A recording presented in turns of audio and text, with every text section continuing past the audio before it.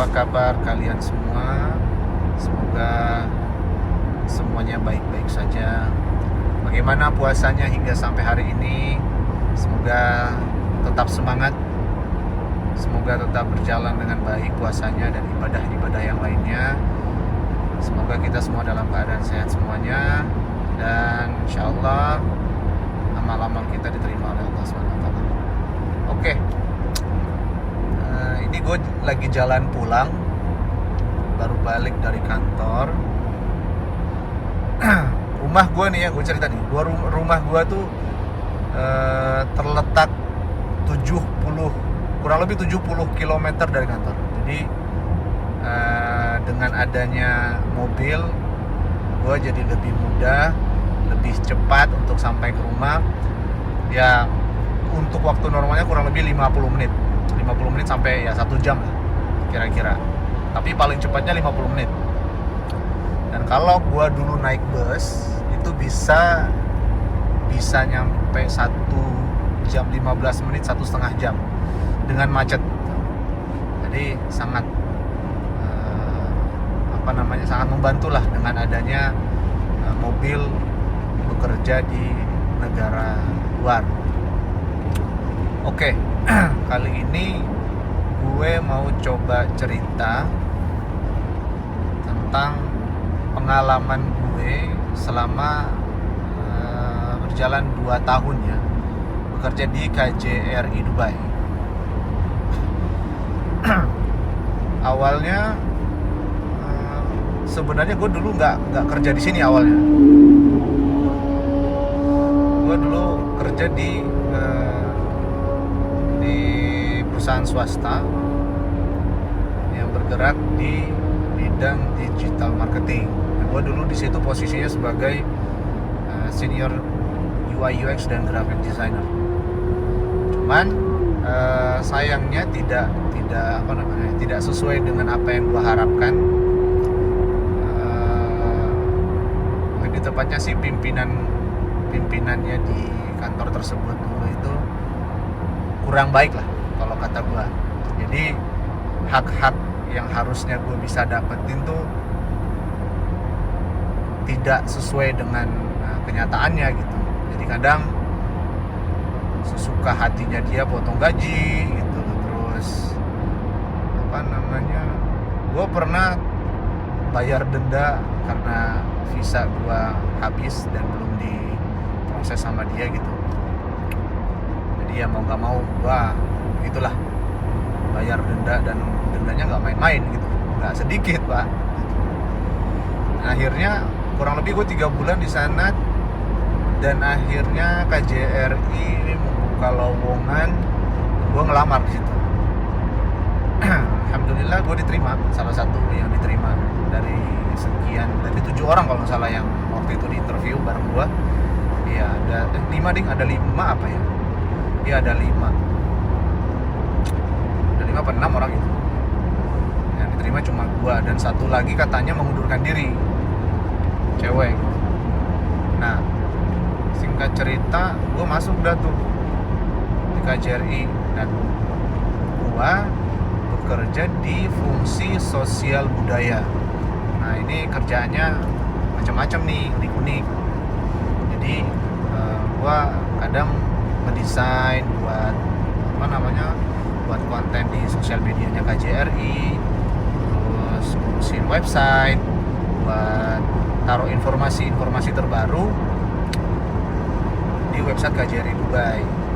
Kemudian gue juga bikin laporan mingguan tentang apa saja nih yang terjadi di UAE, khususnya di Dubai dan Emirat Utara. Emirat Utara itu ada Sharjah, ada Al Quwain, ada Fujairah, ada Ajman, ada Ras Al Khaimah.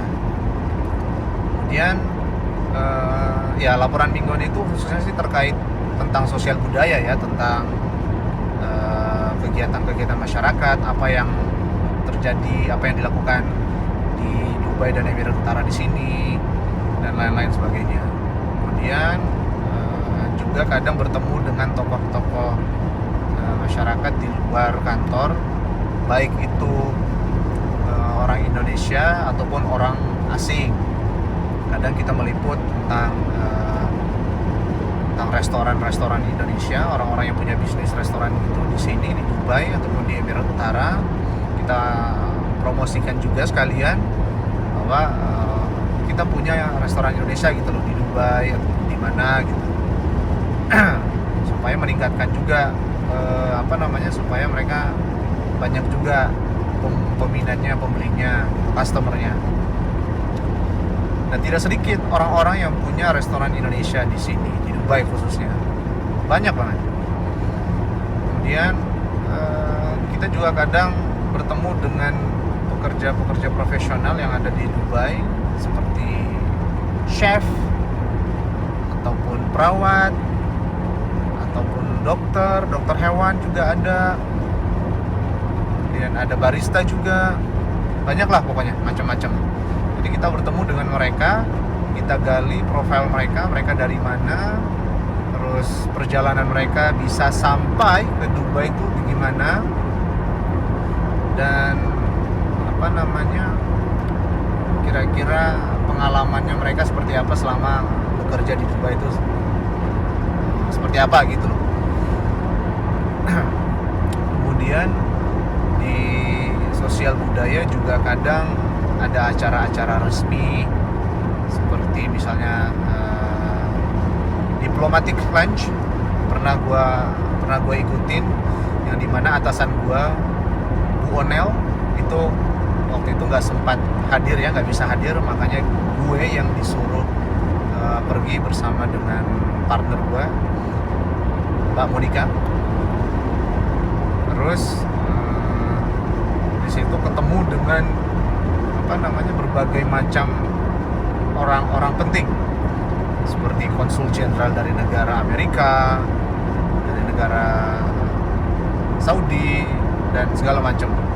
Selain itu ketemu juga dengan CEO dari company-company yang besar yang ada di Dubai dan Emirat Utara. Nah di situ kita ngumpul bareng, cerita tentang negara kita masing-masing, pekerjaan kita seperti apa, gitu-gitulah. Pokoknya banyaklah kita berbincang-bincang dengan orang-orang yang penting, orang-orang yang besar. Dan gua pun yang sebagai yang bukan siapa-siapa sebenarnya ya, bisa gitu loh ketemu dengan orang-orang macam mereka ini, dan gue bersyukur gitu bisa memperluas koneksi gue gitu, bisa memperluas dengan bisa bertemu dan berkenalan dengan orang-orang yang seperti itu, yang dimana mungkin suatu saat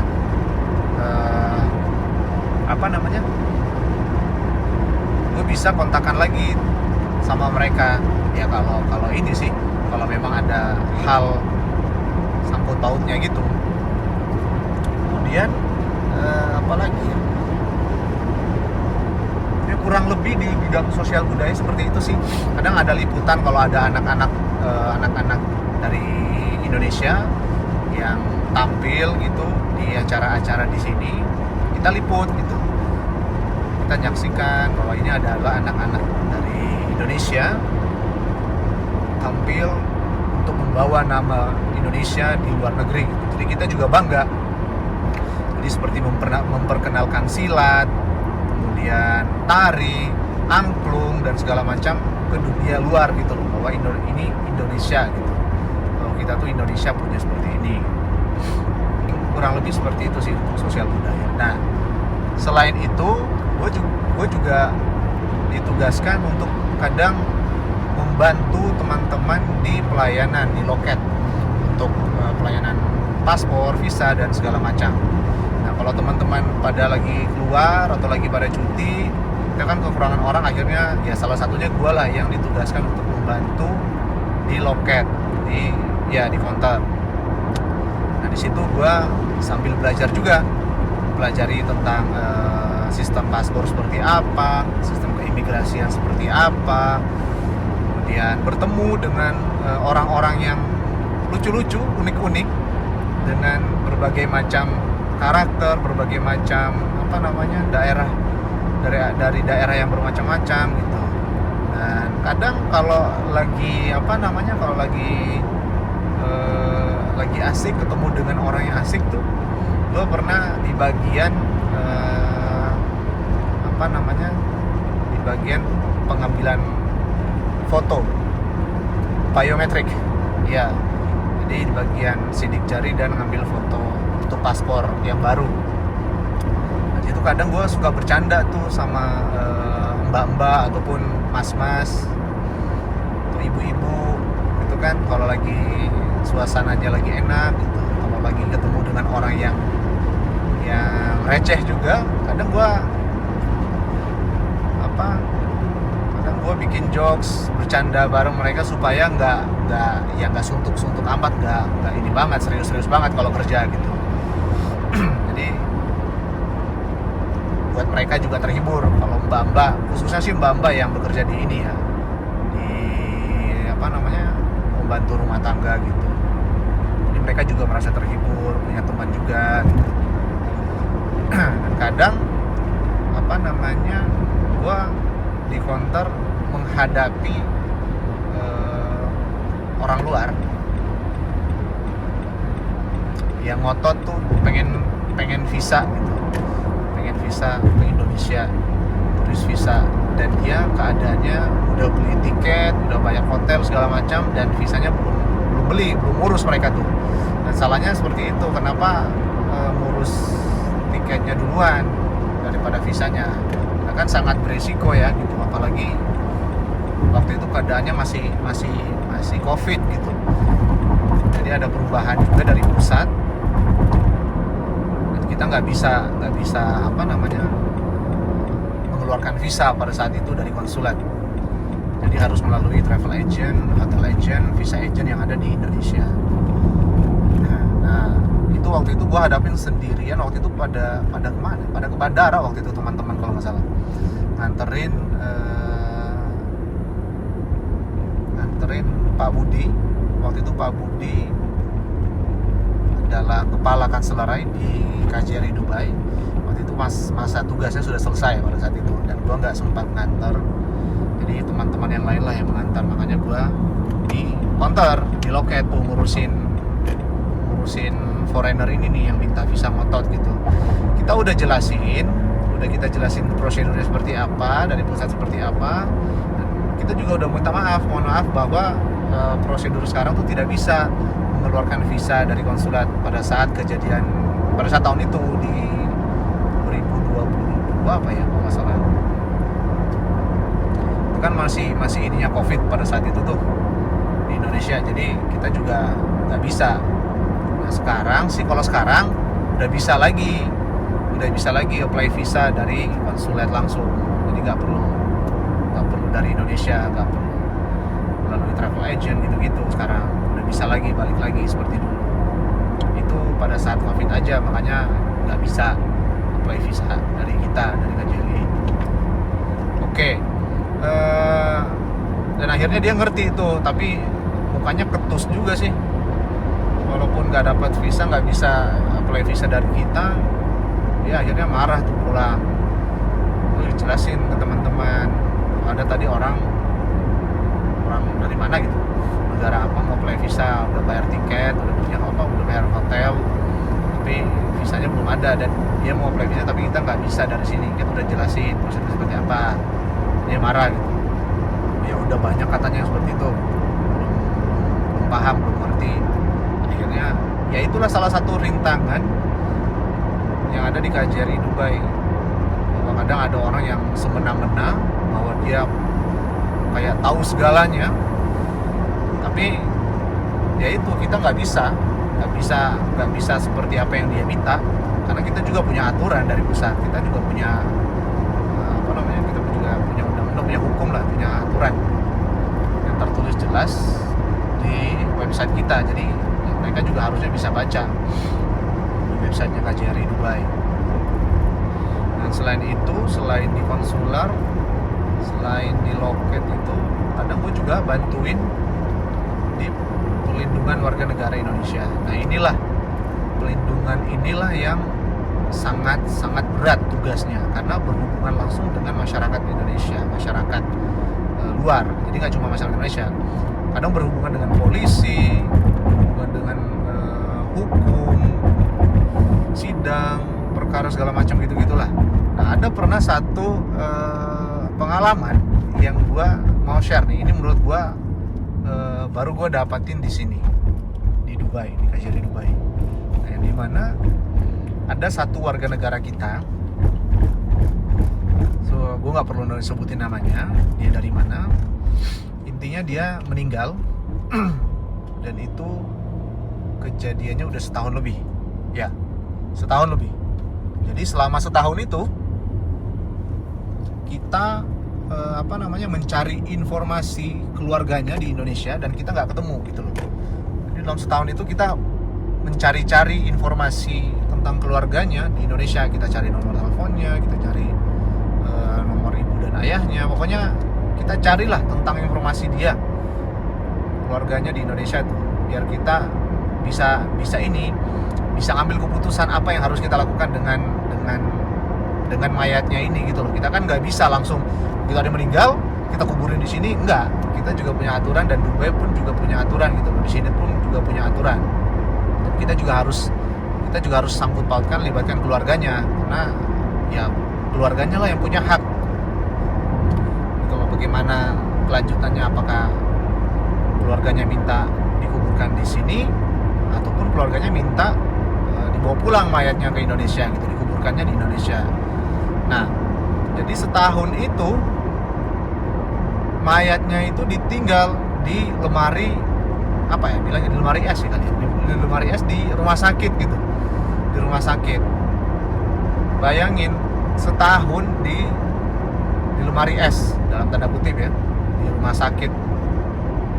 Dan untungnya ya kurang lebih setahun itulah akhirnya ketemu tuh sama tim pelindungan, ketemu tuh kontak keluarganya dan bisa dihubungi. Dan akhirnya mereka tahu, mereka legowo lah bahwa mayatnya silahkan dikubur di sana, di sini maksudnya, di UAE gitu.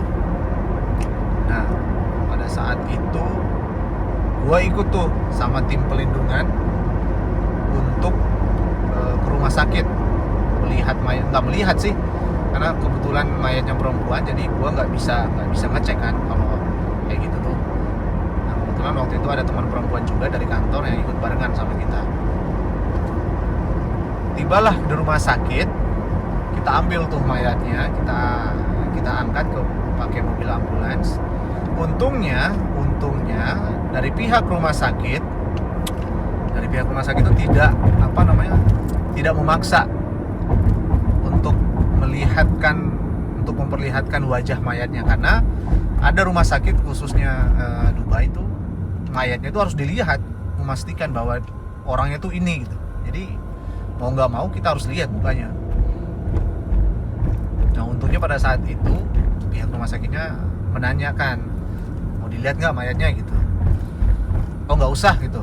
Akhirnya mereka mau, nggak memaksa istilahnya gitu kan.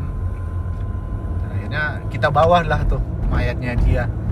Kita bawa mayatnya dia langsung ke kuburan, langsung ke tempat kubur. Tapi sebelumnya kita sholatkan dulu, kita mandikan dulu. Dan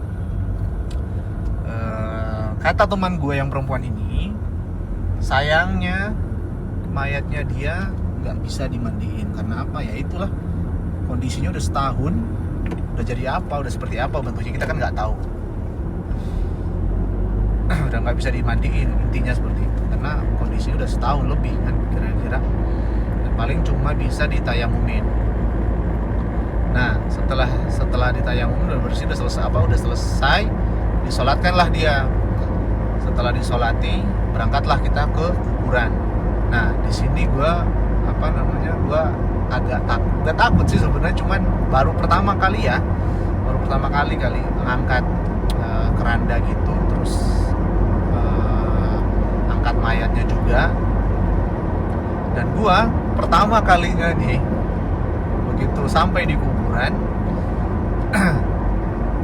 mayatnya diangkat sama ada orang yang bantuin juga di sana, orang-orang sana yang bantuin angkat mayatnya.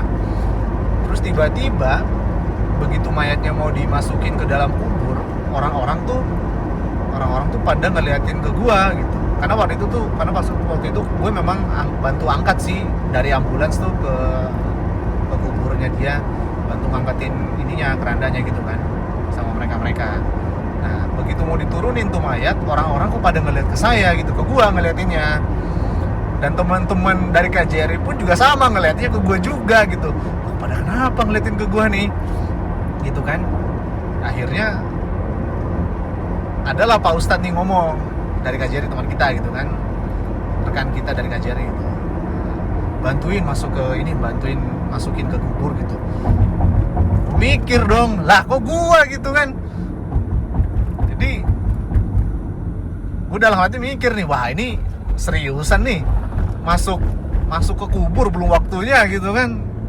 Jadi memang harus ada dari pihak si mayat inilah istilahnya, karena kan nggak ada keluarganya, jadi ya kita lah dari pihak KJRI yang salah satunya untuk turun ke dalam kubur gitu buat bantuin.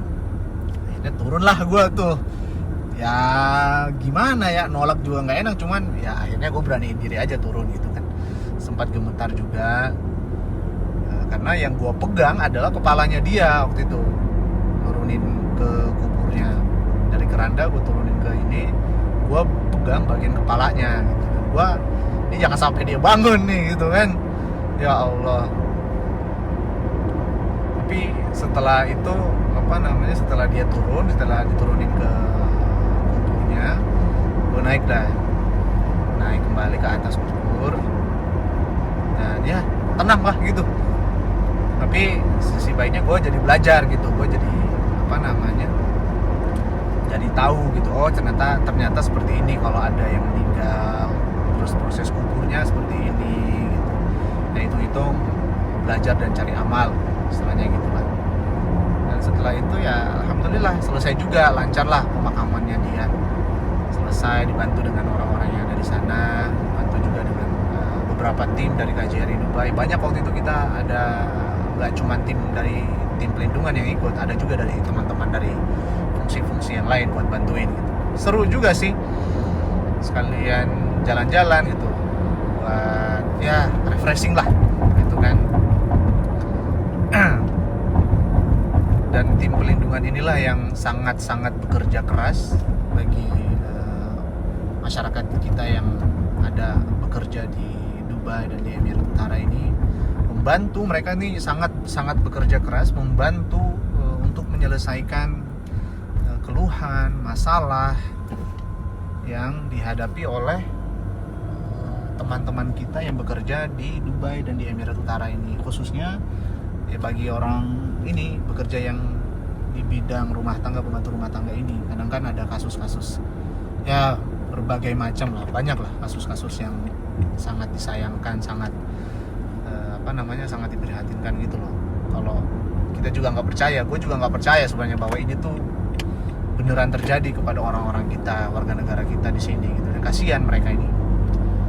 Jadi buat teman-teman atau mungkin bagi kalian yang nonton video ini, pembelajarannya yang bisa gua kasih adalah kalau mau menjadi pekerja rumah tangga, asisten rumah tangga gitu-gitu di daerah sini, di Timur Tengah khususnya misalnya gitu, nggak bisa juga sih gue larang sebenarnya, karena itu kan hak kalian juga. Tapi kita dari sini sudah memperingatkan lah kepada teman-teman, janganlah untuk memilih di Timur Tengah gitu, karena kan sudah banyak banget kasus-kasus yang kejam, yang keji gitu loh, sampai di telinga kita. Makanya kita nggak menyarankan bahwa teman-teman ini untuk melamar sebagai asisten rumah tangga di daerah ataupun negara Timur Tengah, karena ya itu tadi, demi keselamatan kalian. Karena kan kasihan juga pihak keluarga kalian di kampung gitu loh, melihat kalian berangkat dengan senyuman, tapi tiba-tiba beberapa tahun kemudian mereka mendengarkan kabar bahwa kalian tuh ditipu, dipukul, diperkosa segala macam. Itu yang sangat sangat-sangat kami tidak ingin terjadi kepada teman-teman yang bekerja di Dubai dan Emirat Utara dan Timur Tengah ini, khususnya di bidang itu tadi, pembantu rumah tangga. Tapi nggak sedikit juga teman-teman kita yang bekerja di bidang profesional di kantoran seperti itu kena tipu, karena banyak juga company-company yang scam di sini gitu loh. Jadi nggak sedikit juga yang kena tipu. Teman-teman kita banyak kok, nggak cuman dari sektor bantu rumah tangga yang punya kasus seperti ini, tapi banyak juga teman-teman kita yang bekerja di kantoran gitu tuh, banyak yang gajinya nggak dibayar, yang ternyata dibohongin, terus ternyata kerjanya katanya kerjanya ternyata dibilangnya kerjanya IT gitu sepertinya, tapi ternyata mereka pas tiba di sini kok jadi judi online, ininya company-nya bekerja di bidang judi online segala macam, dan nggak dibayar dan ditipu. Banyaklah yang ditahan paspornya segala macam, dan mereka akhirnya kabur. Kan kasihan teman-teman yang seperti ini. Jadi kalau saran gua, ini sih yang selalu gua lakukan pada saat gua juga waktu tiba di Dubai waktu itu tuh. Ini yang gua lakukan pada saat itu untuk melamar pekerjaan. Jadi gua ngelamar melalui online juga, dan sebelum gua masukkan aplikasi itu, sebelum gua masukkan lamaran, gua selalu melihat dulu nih nama company-nya apa. Gua Google dulu company-nya ada nggak company-nya itu. Terus gue lihat websitenya ada nggak, official websitenya ada apa nggak. Kemudian lihat alamatnya, lihat sosial medianya ada apa nggak, dan ya itu menurut gue sih udah cukup. Lihat email dan kontak segala macamnya. Kalau itu ada, berarti itu insya Allah itu company bener, company itu beneran ada. Pokoknya jika company-nya itu nggak jelas, sebaiknya jangan coba-coba untuk masukin lamaran, karena di sini tuh banyak scam yang menawarkan benefit ataupun gaji yang tinggi misalnya, ataupun benefit yang lain, itu banyak banget itu. Jangan termakan informasi tersebut jika memang company-nya itu nggak jelas gitu. Itu kita harus pelajarin memang sebelum melamar, sebelum masukkan aplikasi itu kita memang harus pelajarin ada nggak company-nya, ada nggak, jelas nggak gitu. Jadi ya berhati-hatilah untuk bekerja di sini, untuk melamar pekerjaan di luar negeri misalnya gitu. Pastikan semuanya jelas, pastikan informasi terkait dengan company-nya itu lengkap, jelas gitu loh, sehingga kemungkinan untuk tertipu itu sangat kecil.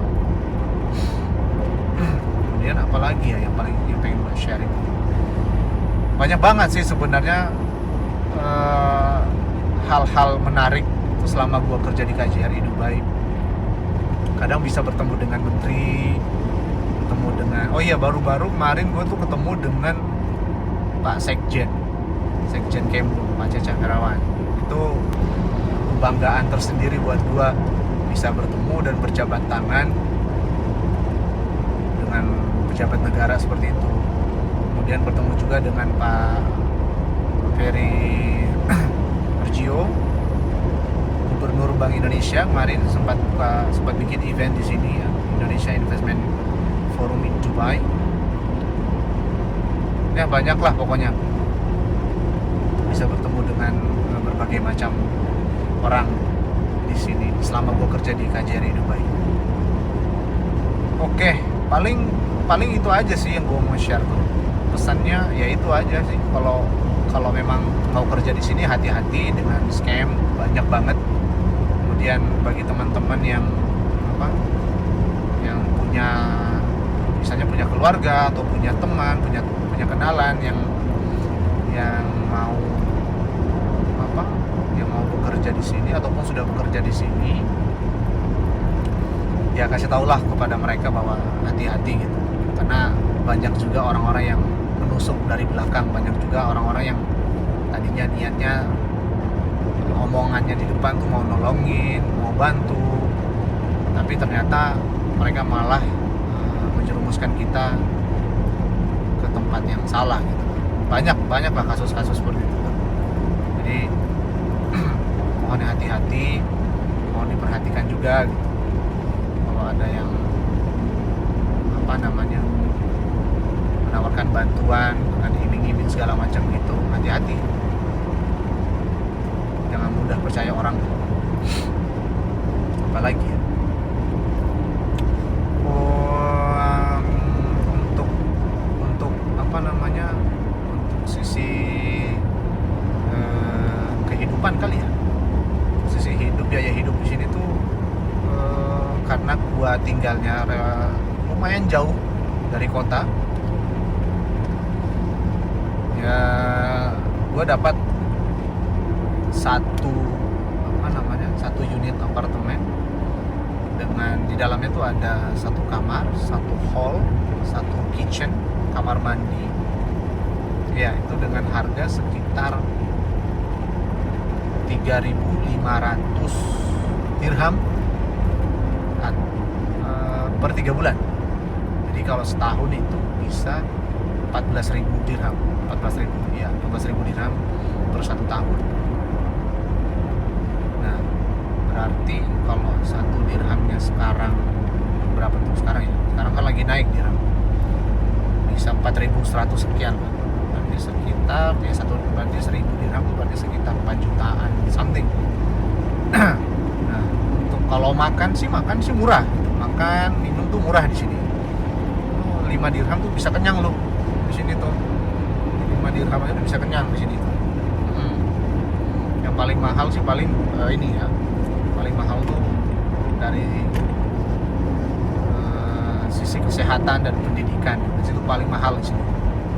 Makanya kita setiap residence yang di sini tuh harus punya asuransi kesehatan.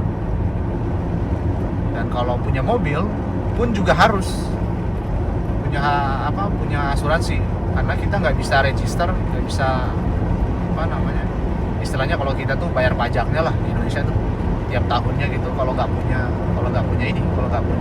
asuransi mobil, karena polisi bakal tahu. Polisi di sini canggih men, dia bakal nge-scan plat kita, udah ketahuan tuh informasinya, siapa yang punya ini, registrasinya kapan, ada asuransinya apa enggak gitu. Itu lengkap banget, hebat polisi di sini. Jadi jangan macam-macam. Selain polisinya, radarnya juga nggak main-main di sini. Jadi bisa dibilang ya negara teraman lah, ya kota teraman, salah satu kota teraman di dunia. Makanya gue juga betah sih di sini, tinggal di sini. Jadi walaupun kalau pernah ada kisah unik, orang mau pesan makan tuh di food court salah satu mall gitu. Jadi untuk booking tempat gitu kan, untuk jagain tempatnya karena nggak ada orang, jadi dia naruh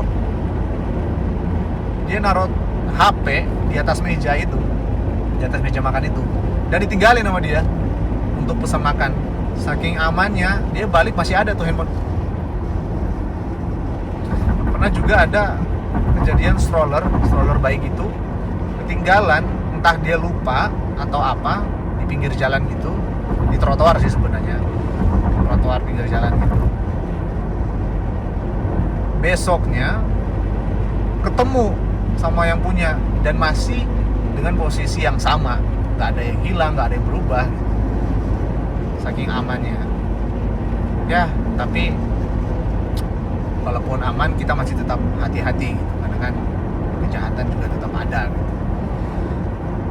Oke, ini gue udah mau nyampe sih ke rumah. Nanti gue liatin rumah gue, apartemen gue seperti apa. Ini gue bisa dibilang di kampungnya bagus. Ya, ini gue di pinggiran Sharjah namanya. Udah dekat ke Oman, udah border Oman, udah hampir dekat border Oman. Jadi kalau mau ke Oman dekat gua dari sini, via darat kalau naik mobil bisa. Dan di sini Ya walaupun memang masih belum banyak tempat-tempat umumnya seperti di kota kayak supermarket, mall gitu-gitu, tapi ada aja kok supermarket yang nggak begitu besar, tapi ya cukup lah buat ini. Tapi kalau belanja bulanan kita pasti ke kota untuk belanja yang lebih besar lah.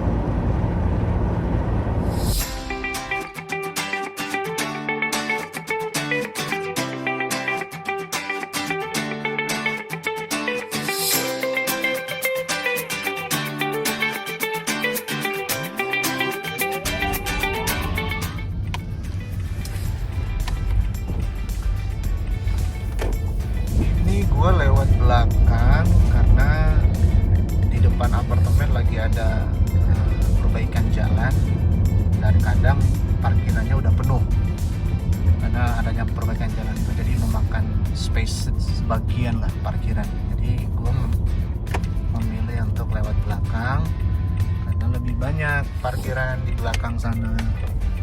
Tuh nggak ada apapun kan tempat tinggal gue, kampungnya nggak ada apa-apa, gurun pasir.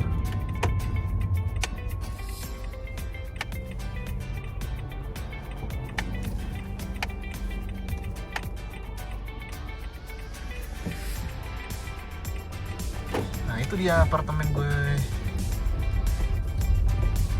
Ini di belakang juga udah penuh di parkiran. Sehari-hari itu kalau ke kantor ya itulah jaraknya segitu, 73 kilo, berarti satu hari pulang pergi 146 kilo gue. Enggak ini udah tapi alhamdulillah karena adanya mobil dan jalannya juga bagus ya, walaupun macetnya nggak ini, tapi alhamdulillah nggak lama gitu. Oke. Terima kasih karena sudah menemani gue dalam perjalanan gue pulang dari kantor. Semoga nanti gue next time bisa sharing tentang apa lagi gitu ya. Semoga kita bisa bertemu lagi. Jangan lupa like, komen, dan subscribe channel ini untuk bisa mendapatkan informasi-informasi tentang Dubai dan segala macam. Nanti gue bisa share yang lain-lain. Oke, bye-bye. Terima kasih. Assalamualaikum warahmatullahi wabarakatuh.